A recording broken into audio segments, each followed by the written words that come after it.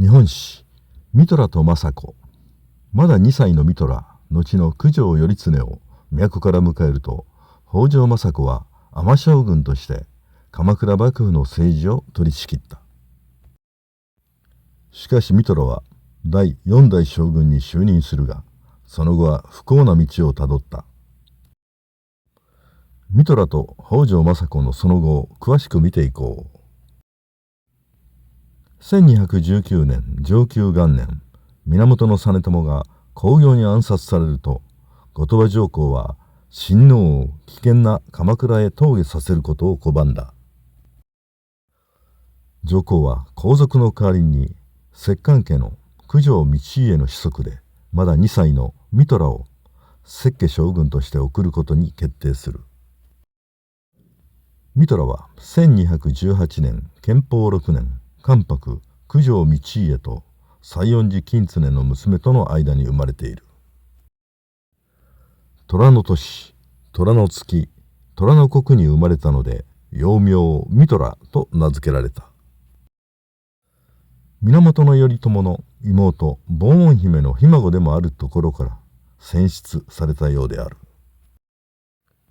北条時房に付き添われて鎌倉へ到着したミトラは北条義時邸に入り、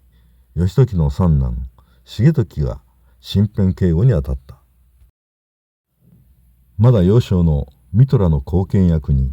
就任した北条政子は以後尼将軍として幕政の全般を担うことになる。政子が実質的に幕府政治の意思決定を行ったことを証明する証拠が今も残されている。それは伊豆の国の武士田代信綱が承久の乱の恩賞として泉の国大鳥郷の地頭職を受領した時の未教書である。この下知状と呼ばれる未教書は仮名で政子が書き、北条義時が初版して発給されている。つまり源実朝が暗殺され将軍が不在となったこの時期、ミトラが元服するまで政子が実質的な将軍として職務を遂行していたと考えられるのである。実朝亡き後の幕府の動向を探るために後鳥羽上皇は次の2点を要求する。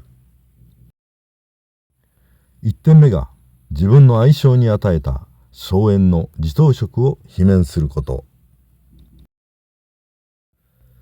2点目が御家人の仁科盛遠が上皇に仕えたことで所領を没収されたことを撤回することである。鎌倉幕府にとって地頭職を罷免されることと二君に仕えることは存在そのものを否定されるに等しい行為である。さらに一所懸命が信条の関東の武士たちも特に地頭職の罷免を朝廷が要求したことには怒りをあらわにした。政子と義時は後鳥羽上皇の要求を断固として拒否したため、朝廷と幕府の関係は急速に険悪となり、承久の乱が勃発する。政子は尼将軍として御家人たちに源頼朝の恩に報いるのはこの時しかないことを切々と訴えた。政子の言葉に奮起した東国の武士たちはやがて十数万の大軍となって都に向かい朝廷軍を圧倒した。承久の乱で勝利を収めると幕府は京都守護に代わって六原短大を設け、北条泰時と時房が着任している。政子は以前と変わらずに尼将軍として義時を執権、大江広元を実務方のトップに据えて幕府を運営した。承久の乱から3年後の1224年元任元年、北条義時が逝去したのに続き、翌年6月に大江広元がこの世を去った。そして広元の死から1ヶ月後、北条政子は北条泰時と時房に後を託して69歳で逝去した。北条泰時と時房は執権連署、つまり執権の二人制で幕府を無難に運営していく。執権となった北条泰時と時房はまだ8歳の三虎を元服させ、なお九条藤原頼経とした。翌1226年嘉禄2年1月、九条頼経は第4代鎌倉幕府の将軍に就任する。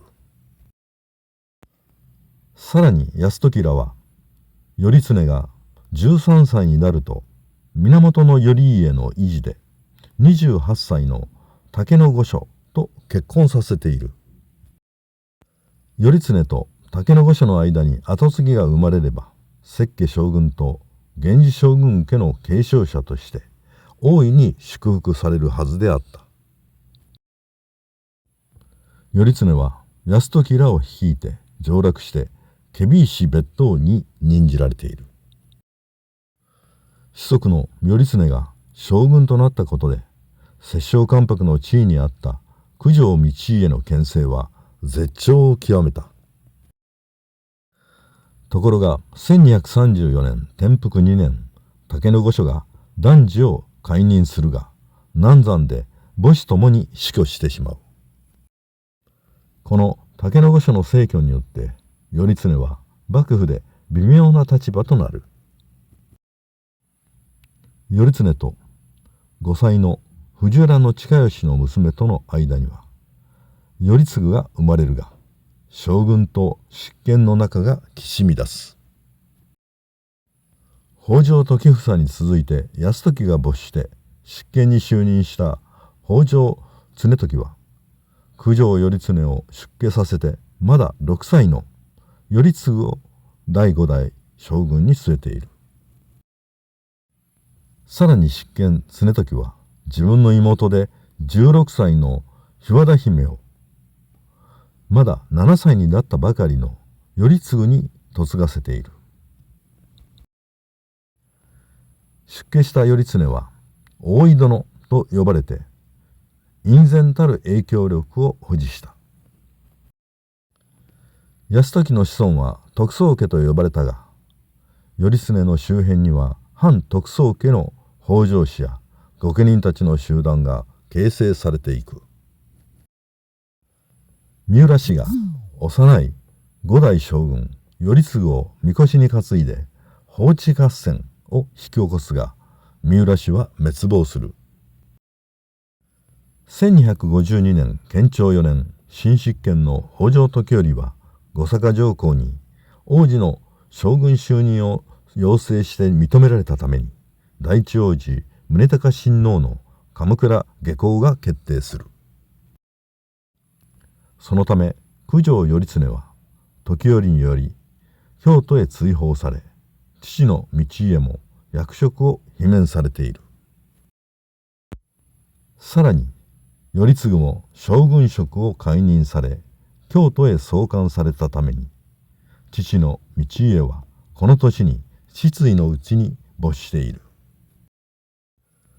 九条頼経は4年後の1256年光元元年8月、疫病のため39歳で逝去。翌月には17歳の頼次も亡くなっている。相次ぐ急死のために九条道家、頼経、頼次の死は何者かによる毒殺などの可能性も疑われている。